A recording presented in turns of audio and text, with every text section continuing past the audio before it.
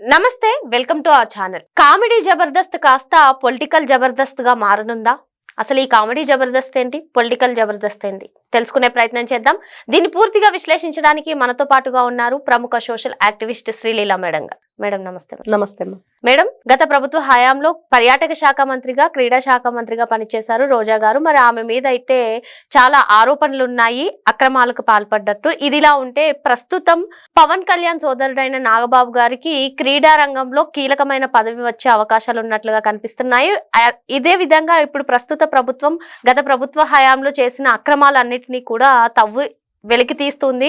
మరి ఇప్పుడు నాగబాబు గారు క్రీడా రంగంలో కీలకమైన పదవి పొందితే రోజా చేసిన అక్రమాలన్నీ కూడా బయట పెడతారా? అసలు ఏం జరగనుంది? ఇక్కడ నాగబాబు గారికి ఎమ్మెల్సీ సంబంధించిన జనసేన పార్టీ నుంచి ఇవ్వటానికి రంగం సిద్ధం అని చెప్పేది మనం చూస్తున్నాం.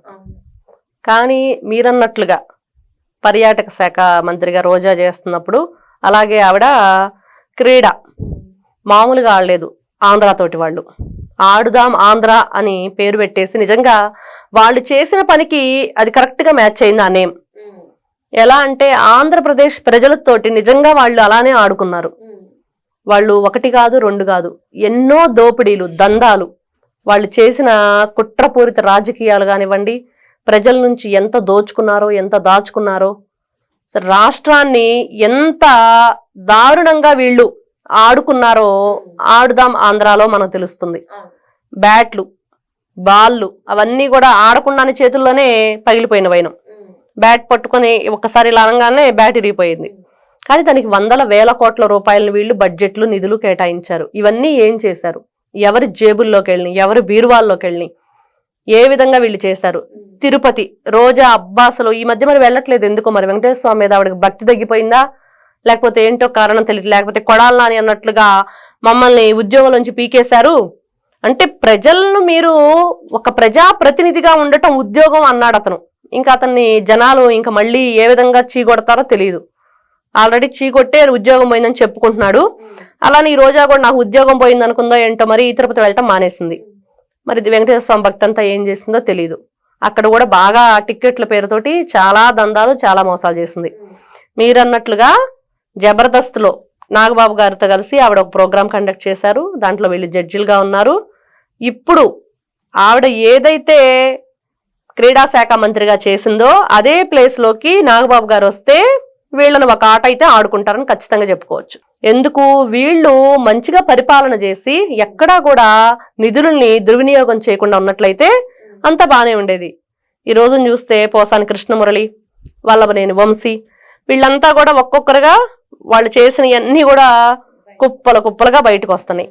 వన్స్ ఒక కేసు ఉందంటే ఇంకా అనేకమైన కేసులు బయటకు వస్తున్నాయి వెలుగులోకి. ఎందుకంటే ఒకరికి న్యాయం జరుగుతుంది అనగానే ఇంకొకరు కూడా ఒక చిన్న ఆశ, మేము కూడా దానివల్ల వాళ్ళ వల్ల నష్టపోయాం కదా, మేము కూడా చాలా ఇబ్బంది పడ్డాం కదా, మాకు కూడా న్యాయం జరగాలి, వాళ్ళ వల్లే మేము ఇబ్బంది పడ్డాం అని వాళ్ళు కూడా బయటకు వస్తున్నారు. అలానే రేపు రోజా విషయంలో కూడా అదే జరిగిద్ది. ఆవిడ మాట్లాడిద్ది.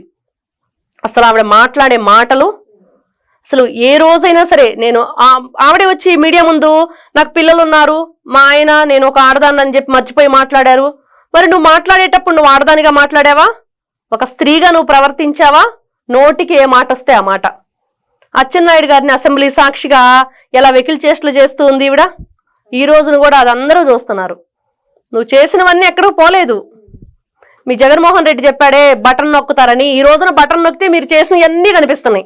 ఒక్క బటన్ నొక్కగానే ఆ రోజు వాళ్ళు ఏమేం చేశారు 2019 నుంచి 24 వరకు మొత్తం ఫీడ్బ్యాక్ వస్తుంది. వీళ్ళ ఫీడ్బ్యాక్ అంతా వస్తుంది. వీళ్ళంతా కూడా జైళ్ళకి పరిమితం కావాల్సిందే. ఆంధ్రప్రదేశ్ రాష్ట్ర ప్రజలందరూ ఇంకా ఏంటి వాళ్ళని అరెస్ట్ చేయలేదేంటి, వీళ్ళని అరెస్ట్ చేయలేదేంటి, వీళ్ళు ఆ తప్పులు చేశారు, వీళ్ళు ఈ తప్పులు చేశారు, అచ్చోసిన ఆంబోతుల్లాగా ఒక్కొక్కరు. అంబటి రాంబాబు ఉన్నాడు, ఇంకా అసలు మాట్లాడితే ప్రెస్ మీట్ పెడతాడు.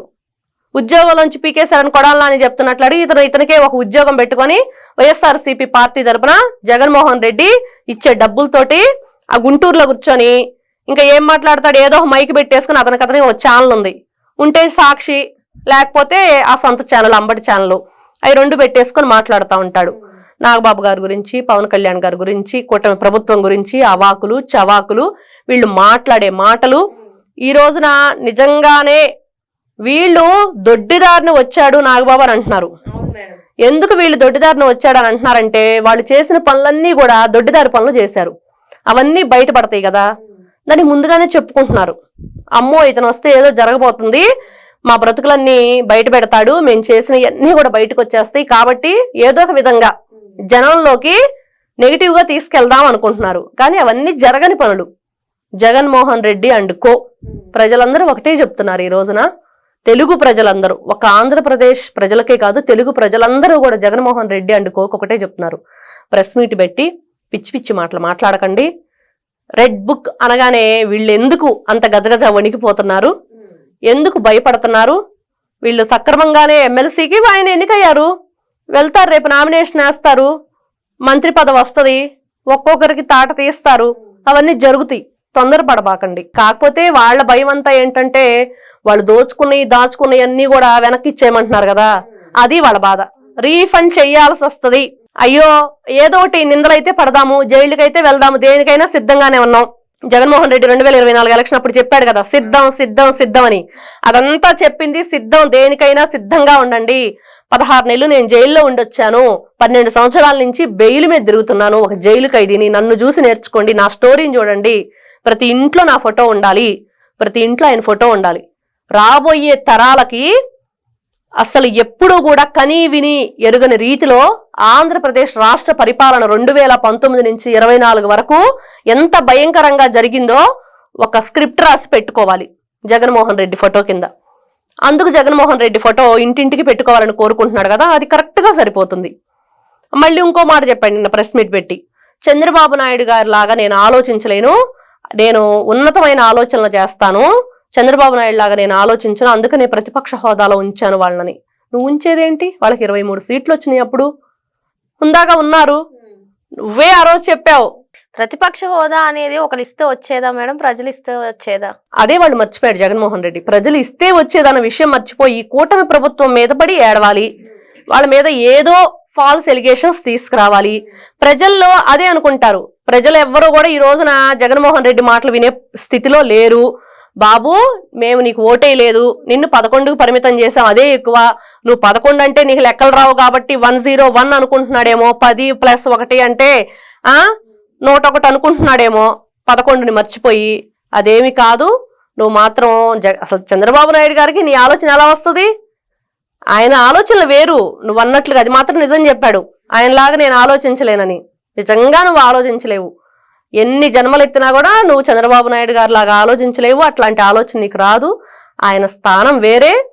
నీకు ప్రతిపక్ష హోదా ఏమో గాని ఆంధ్రప్రదేశ్ రాష్ట్రాన్ని అంతటికి కూడా ఒక ప్రత్యేకమైన హోదా ఏంటి అంటే, ఒక జాతీయ స్థాయిలో గుర్తింపు పొందిన చంద్రబాబు నాయుడు గారు లాంటి వ్యక్తి ముఖ్యమంత్రిగా రావటం ఈ రోజున ఆంధ్రప్రదేశ్ రాష్ట్ర ప్రభుత్వానికి ఒక ప్రత్యేక హోదా.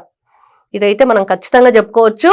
ఈ రోజున వీళ్ళు నాగబాబు గారిని, పవన్ కళ్యాణ్ దొడ్డిదారిని వచ్చారు, మీరు దొడ్డిదారి పనులు చేశారు, మిమ్మల్ని అయితే జైలుకు పంపటం ఖాయం, భయపడొద్దు, బాధపడొద్దు, మీరు రాష్ట్రానికి రీఫండ్ చెయ్యాలి, ఇదైతే తప్పదు.